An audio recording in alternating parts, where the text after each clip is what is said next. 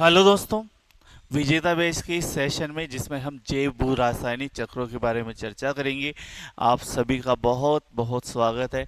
आज हम जानेंगे कि जैव भू रासायनिक चक्र क्या होते हैं और ये किस तरह से कार्य करते हैं। ठीक है, तो जैव भू रासायनिक चक्र जो कि आपके पर्यावरण भूगोल का महत्वपूर्ण टॉपिक है और आपके नेट जेआरएफ हो, आपकी स्कूल व्याख्याता हो, कॉलेज लेक्चरर हो या प्रयोगशाला सहायक हो, सभी एग्जाम्स के लिए महत्वपूर्ण रहता है। ठीक है, चलिए तो उसको चालू करें उससे पहले मैं आप सभी को बता दूं कि पाथफाइंडर लर्निंग ऐप जिसका लिंक आपको डिस्क्रिप्शन में है, वहां को आपकी ज्योग्राफी से रिलेटेड महत्वपूर्ण क्लासेस हैं वो अवेलेबल है जिनको आप ले सकते हैं। उसके अलावा राजस्थान की जो अभी असिस्टेंट प्रोफेसर की भर्ती निकली है, उसके अलावा आपके सेट एग्जाम है, उन सारी की क्लासेस हैं वो आपको मिलेगी, जहां क्लासेस पीडीएफ टेस्ट सॉल्यूशन सारी चीज़ें आपको अवेलेबल रहेगी। उसके अलावा एक ऑफर और हमने निकाला है, ये प्रयोग है हमारा आप सभी से अच्छे से कनेक्ट होने का, अच्छे से जुड़ने का।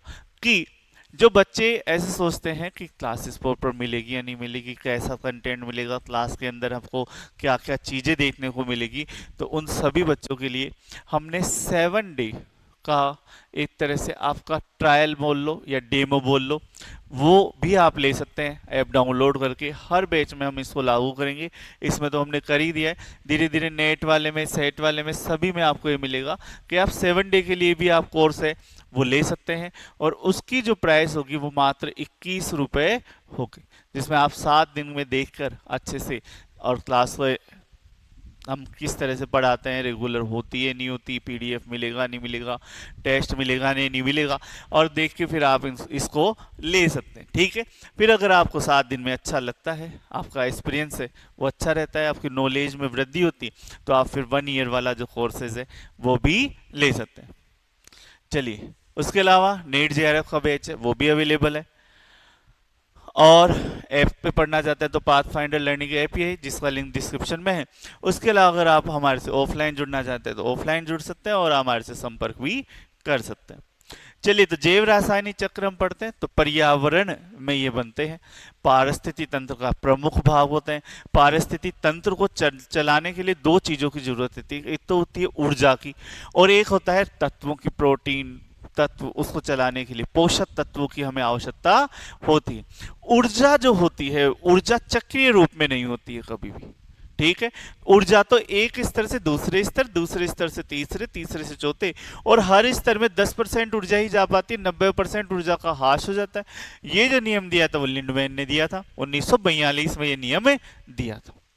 लेकिन जो पोषक तत्व होते हैं वो भी पहले स्तर से दूसरे, दूसरे से तीसरे, तीसरे से चौथे में जाते हैं, लेकिन चौथे से वापस से मिट्टी में आ जाते हैं, मृदा में आ जाते हैं, और जो गैसीय होते हैं तत्व वो गैस में बदल जाते हैं।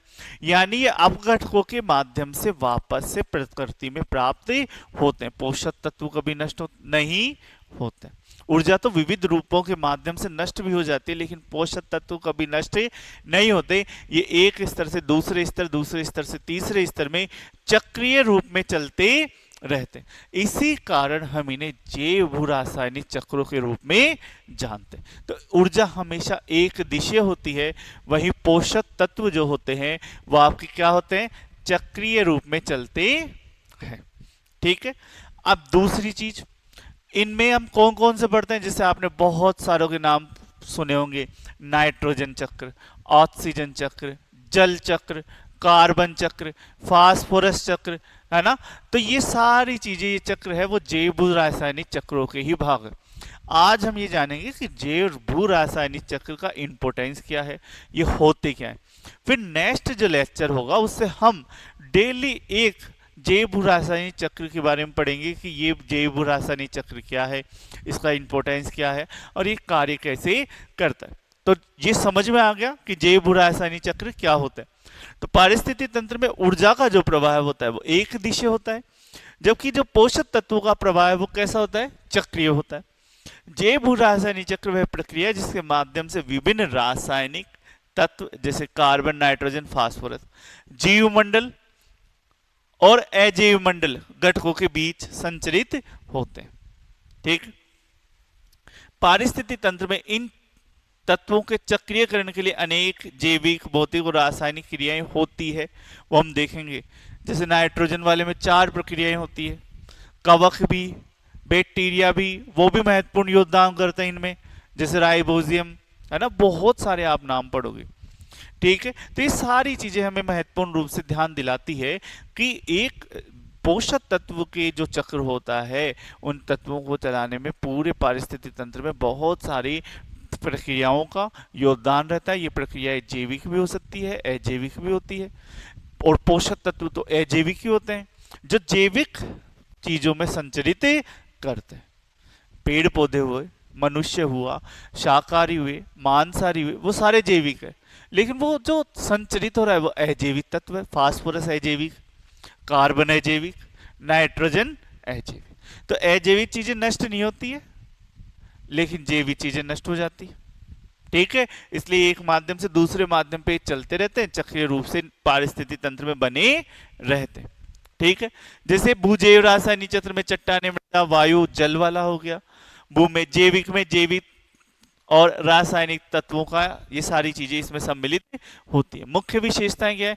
पारिस्थितिक तंत्र में संतुलन बनाए रहते हैं, सही बात है। उसके अलावा पोषक तत्वों का पुनर्चक्रण करना, सभी को वितरित हो, सभी को पोषक तत्व प्राप्त हो। पोषक तत्वों का विनाश नहीं होता, उनका रूप परिवर्तन होता रहता है और एक स्टेज से दूसरे स्टेज में चलते रहते हैं।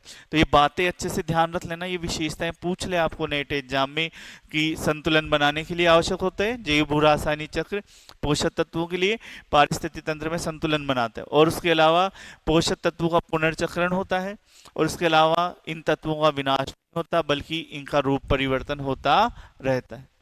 नाइट्रोजन अमोनिया में, नाइट्रेट में, नाइट्राइट में, इनमें बदलती रहती है, फिर नाइट्रोजन में बदल जाती है।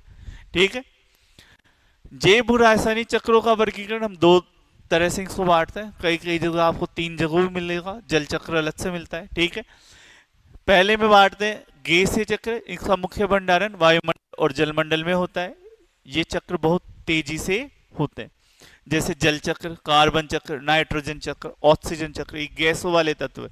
ठीक है, और अवसादी चक्र भी होते हैं, जैसे चट्टानों वाले, तत्वों वाले, खनिज तत्वों वाले, उनको अपन अवसादी बोलते हैं। भंडार पृथ्वी की परपटी पर पाया जाता है। ये धीमे चलते हैं, गैसीय तत्वों की तुलना में क्या है, धीमे चलते हैं। इसमें जैसे फास्फोरस, सल्फर, कैल्शियम, ये चक्र हम पढ़ते हैं। भू रासायनिक चक्रों को अपन देखें आवश्यकता के अनुसार, पोषक तत्वों की आवश्यक मात्रा के अनुसार, तो 2 भागों में बांटते हैं। एक तो वृहद स्तरीय पोषक तत्व और दूसरे कौन से, सूक्ष्म स्तरीय पोषक तत्व। तो वृहद स्तरीय पोषक तत्व क्या होते हैं? जिनकी मात्रा बहुत ज्यादा होते हैं, उन्हें वृहद स्तरीय पोषक तत्व कहते हैं। जैसे जैविक पदार्थ जिनकी मात्रा 1% से भी अधिक होती है, जैसे कार्बन, ऑक्सीजन, हाइड्रोजन, नाइट्रोजन और फास्फोरस, इनको बोलते हैं वृहद स्तरीय। उसके अलावा सूक्ष्म जैविक पदार्थ में जिनकी मात्रा 0.2 से 1 के बीच होती है, जैसे फास्फोरस, क्लोरीन, पोटेशियम, ये भी इसी में शामिल होते हैं वृहद वाले में। उसके अलावा सूक्ष्म कौन से होते हैं? जो 0.2% से भी कम हो, तो वो किस में शामिल होते हैं? सूक्ष्म स्तरीय में, जैसे aluminium, boron, bromine, chromium, cobalt, fluorine, ये सारे, जिंक वगैरह, ये किस में आते हैं? शुष्क पोषक तत्वों के अंदर आते हैं। तो आई होप आपको ये जैव भू रासायनिक चक्र समझ में आया होगा कि प्रकृति में हम देखें तो 2 ही चीजें इंपॉर्टेंट है, एक ऊर्जा है और एक पोषक तत्व है। जहां ऊर्जा है वो तो एक दिशा प्रवाह करती है, उसका प्रवाह कैसा होता है? एक दिशा। ठीक है, और अंत में जाके नष्ट हो जाएगी। लेकिन पोषक तत्व नहीं नष्ट होते, वो चक्रीय रूप से बदलते रहते हैं, और इन चक्रीय रूप से इन पोषक तत्वों का चलना ही हम किस नाम से जानते हैं? जैव भू रासायनिक चक्र के रूप में जानते हैं, और इनको हम अब डिटेल से पढ़ेंगे, एक एक जैव भू रासायनिक चक्र को हम जानते जाएंगे। आई होप आपको ये क्लास अच्छी लगी होगी। अच्छी लगी हो तो इसको शेयर करें, चैनल को सब्सक्राइब करें और ज़्यादा से ज़्यादा लोगों तक आप इस चैनल को पहुँचाएँ। ठीक है दोस्तों, धन्यवाद।